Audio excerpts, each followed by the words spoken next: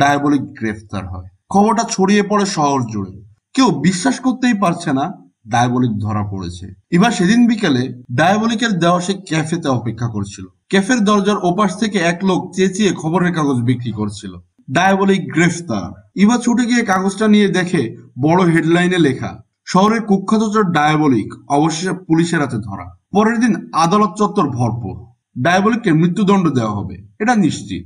Diabolic যখন কোর্টরুমে প্রবেশ করে, ইভা গ্যালারিতে বসে থাকে। চোখে জল নেই, শুধু গভীর দৃষ্টি।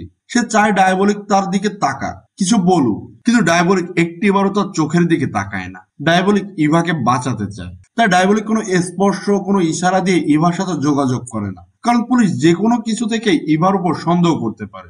জজ ডায়াবলিককে মৃত্যুদণ্ড দেয়, কিন্তু রায় শোনার পরও ডায়াবলিকের চোখে কোনো ভয় নেই, কোনো অনুশোচনা নেই, যেন সে অনেক আগেই জানতো তার জন্য এটা অনিবার্য। ইভা আদালত থেকে বের হয়ে যায়।